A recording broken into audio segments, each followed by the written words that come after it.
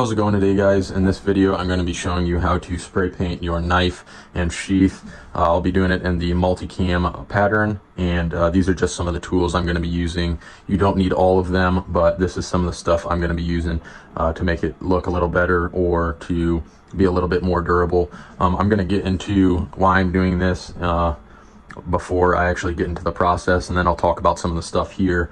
But pretty much my loadout is multicam, so I want my knife and my sheath to match instead of being black. It's not a huge deal since it's a pretty small item, but me personally, I prefer to have everything match if possible. Now, spray painting is not the most durable option, but it is a lot cheaper, and if you mess up, you can fix it a lot easier than, say, a Cerakote or whatnot. Cerakote options, I think one place I saw it was like 60 or 70 bucks. Plus I would have had to send it in, so you're paying for shipping and whatnot, which isn't a ton, but I mainly got most of this stuff to do a rifle, but I was debating on doing this and my pistol as well, so we'll see about the pistol, but I'll be able to use this stuff for my rifle as well, which is the big part. But like I said, this isn't a very big item, so if you don't want to spray paint something like that, then that's fine. Also, this is going to be on my duty belt. I'm going to paracord it to the molly on my duty belt, so I'm not super concerned about keeping it very nice and in pristine condition, because it's going to get beat up anyways, so the spray paint will end up getting chipped off regardless. So to do the spray paint option, that's makes a little bit more sense to me. It's also faster, and another big thing on Cerakoting, the lead times are absolutely ridiculous. So I don't want to be right now, I don't want to send my stuff out there and have to wait weeks or months to get it back. This right here, this is the Microtech SOCOM Alpha Mini. This is my favorite fixed blade for duty use. I have tried to wear EDC. It is a little bit big, but if there was a better sheath than this one right here for EDC, it would be possible. This is a great knife, very good material. It's very small, as you can see, which I might make a video about this if I have time, but this is a great knife, and I like it a lot for being able to use it duty use. This is the sheath I'm going to be spray painting as well. And I'm just going to paracord it to there. Pretty nice little carbon fiber sheath, but it does fit well. So and then one thing I'll say about this, I'm going to be spray painting both sides and stuff, but if you only want to do the side that's out showing, or say it's mounted this way, if you only want to spray paint this side, just make sure that it's your sheath is faced the right way to whichever way or hand you're going to be pulling it out. So for example, if I go to pull it, if it's sitting on my right side and I go to pull it out this way and I'm using reverse grip, it's going to be backwards. So I want to have the sheath, you can see how it's pointed, I want to be having it faced this way, so when I go to grab it with my right hand, then I'll have the blade how I want it, which this is preferably how I want it. So just make sure the sheath is in the right position if you're only going to do one side. I thought about it, but I'm just going to end up doing the full thing. So you can just do one side if you want to save time and money, which is fine. I'm just trying to make it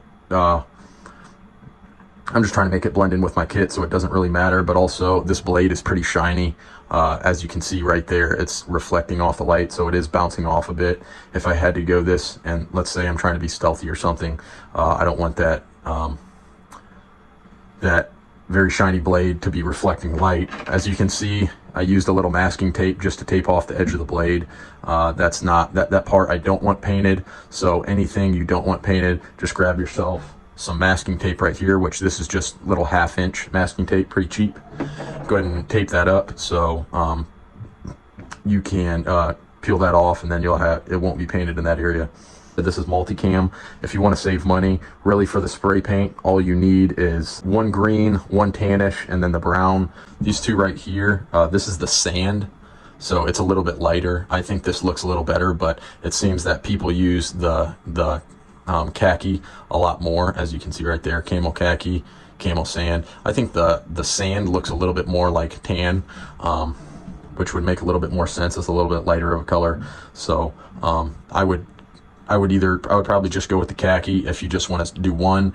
But like I said, on my rifle, I'm going to be using all these colors, so I'm going to be able to throw in a lot more than I would be able to on a small item like this. The army green, which this is going to be my base layer because my environment is mainly green, so I want the most army green on there.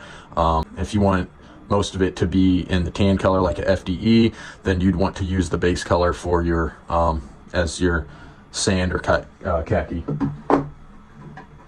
Then we also have deep forest green, and then we have our flat earth brown. So these are both going to come in. I'll see if I can get a little bit on this, but mainly for the rifle. Like I said, you really only need 3 of those. You don't really need this matte clear primer. I just got this because I'm going to try to make the spray paint as durable or last as much as possible. So I got this. You don't have to use this. There's a lot of people who don't use it. This is the 2X Ultra Cover Matte Clear. A lot of them are like gray and white, so you want to make sure you get clear so it's not like getting into your color scheme. But these are all pretty cheap, maybe about $6 a can.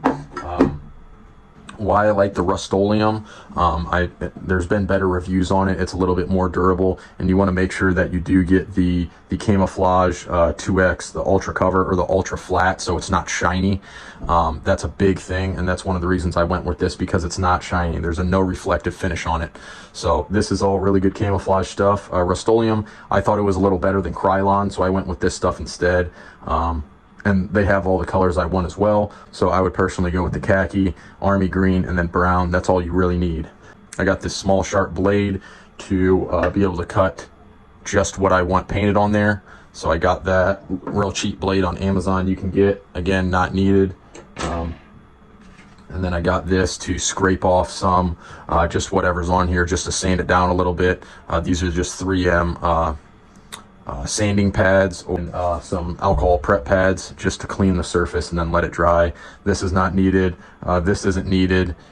This is one of the more important things on how I'm going to get my pattern. This is obviously the Primary Arms stencil, Multicam stencil. This is only $20 compared to other stencils that are like $100 or whatever, just something a lot more expensive. And when you're doing multiple stuff, the money adds up really quickly. So this stencil is going to help me get that multicam pattern. These sanding pads, I'm going to sand it down just really lightly just to get the finish layer off there so my paint will stick better to it. And then I'm going to use the alcohol prep pads and go ahead and clean the surface. Now, very lightly, just try to get some of that finish off.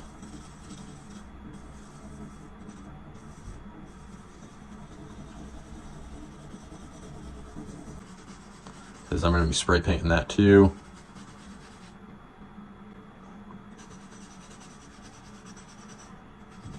I'm going to go ahead and apply this clear coat right here. Just a few rules. You just want to make sure, if you can see it there, you just want to make sure that you're above 50 degrees so you can have good paint adhesion. So just make sure you shake this up for at least a minute. And when I spray, I'm going to be about 10 inches away, and I'm just going to do streaks.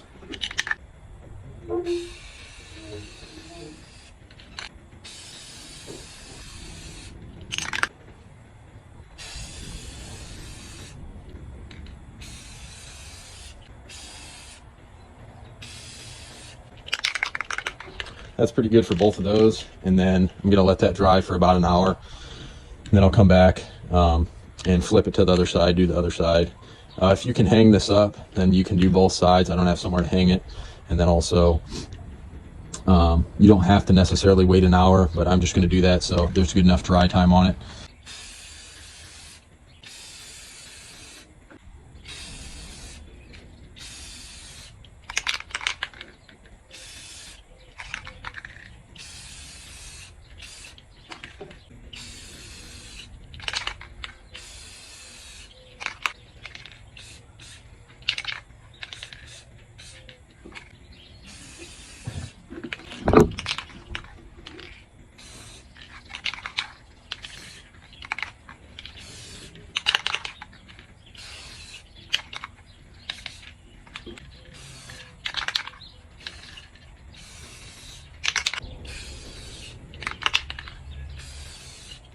you can let it dry for about 24 hours. It says for maximum adhesion on plastics, you want to let it dry for 7 days. So I'm going to let it dry for 7 days, and then I will come back and start actually spray painting the camo pattern.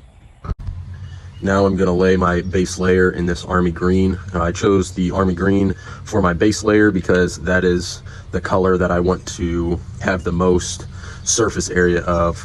So if you want a predominantly green, then you are going to lay your layer with the army green. If you want it to be the FDE or a tan color of that sort, then you're going to want to lay your base layer in the color you want most. So that would be the tan or the sand, however you prefer. So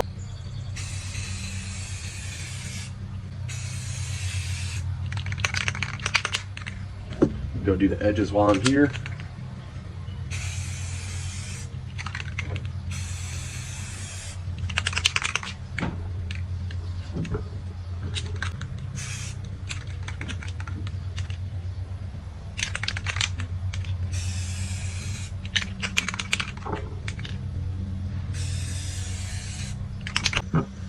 Now that I got all the edges and the surface, I'm going to let this dry for an hour, and then I'll flip it over and do the other side. You can let it dry for 20 minutes. It'll dry to the touch, and then you can do it.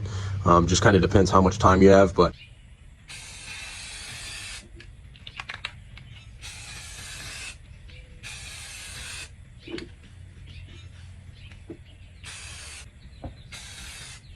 since this is a smaller knife and it's kind of hard to get a lot of different colors and patterns on there, I'm just going to do the 3 colors. If you have something bigger like a rifle or something you're doing that you can get more colors on, go ahead and do that. But I'm going to do the lighter sand, and then I'm going to do the earth brown as well to give me that multicam look. I'm just going to start with the sand, and then I'm going to do a few smaller patterns around on both, and then I'll go back with the brown and do a few smaller patterns. So here, I'm just going to use some of these smaller ones right here to give some pattern.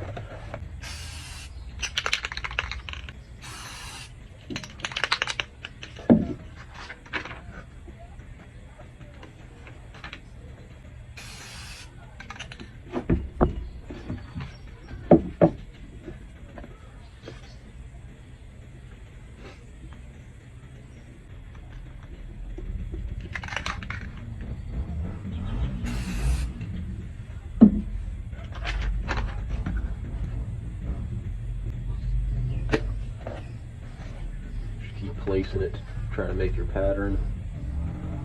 Go ahead and throw this side right there. Smaller stuff. Hold this here.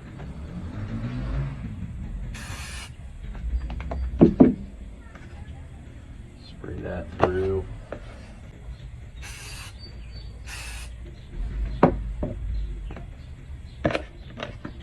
There's some of that, and then you can see if it's a little bit farther away, it kind of gives a lighter bit of a pattern.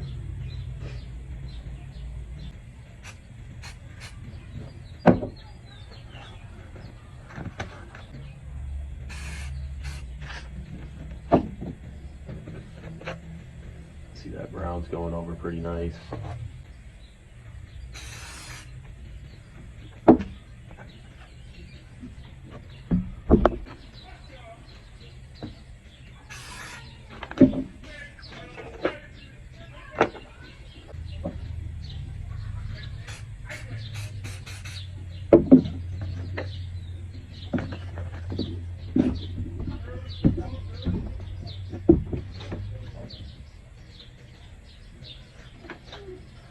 So here's the finished product. I had a few mess ups, but that's the beauty of spray painting. If you have some mess ups, you can just restart that color in your base paint, let it dry, and then start back over with your pattern. Just doing a quick overview of this. Some things I noticed, that if my template or my stencil is not directly touching the surface, I noticed that some of the patterns don't come out as well, which for me this is good enough. But because of the different elevations and stuff, sometimes your patterns won't look as clear. Like for here, some of it's a little bit blotchy, which is okay. And then also, if your spray paint can is too close to the template or stencil, it will actually kind of do a big blotch and blow out the design. So you want to make sure that your spray paint can is like 8 to 12 inches away. That gave me the most results. And also, if you want your base color to stick out more, just don't do as many patterns. For this right here, it's pretty even on most of the colors, but if I wanted my base color of green to stick out more, I would just do less patterns. Now, I didn't do the side, but here is the close-up. As you can see, had a few mess ups where I didn't have some stuff covered as well. That's another thing. You want to make sure whatever you're not wanting to spray is covered as much as possible. So if you need to use multiple pieces of paper or whatever, that will work. What seemed to work best for me was if I would lay my tan designs, and then I would let that dry and then come back when I'm ready to do the browns after it's already dried. That would make sure that none of the paint gets scratched or wiped away. So for the most part, it came out pretty good. I didn't do the sides, but most part it came out pretty good. This is the side I took most of the time on here because this is going to be mounted that way anyways. And then the underside, not great. There was a few places I messed up, but that's okay. It's the underside. But this is what I'm saying. If you want your base color to stand out more, just do less designs. That will be the side that's showing, so that looks pretty good. And then here is a Multicam reference. So it's pretty close to Multicam. You'll know if you're right up on it, you'll be able to see a little bit of a difference, but for the most part looks pretty identical or pretty close to the Multicam pattern. Obviously it's hard to get something perfect without using like a stencil kit. So the stencil kits are a lot more expensive. That's why I didn't want to go with it. But for a pretty quick, or I should say cost-effective option, this went pretty well in my opinion. So there's that, and there it is up against the knife. So it's pretty close and pretty good. Just to get it close enough to blend is good enough. There it is after I tore off the painter's tape. Some of it kind of stuck to it, so it peeled off a little bit weird, but that's all right. I just wanted to make sure that I wasn't getting paint on the sharp edge of the blade. So still turned out pretty well, but that's it without the painter's tape. If you guys want to see more videos like this, please like, subscribe, and share. I would really appreciate it, and it would help out the channel. And if you guys have any questions or comments, or if you want to see a specific video, feel free to comment down below, and I will try to make that for you. Thank you for watching.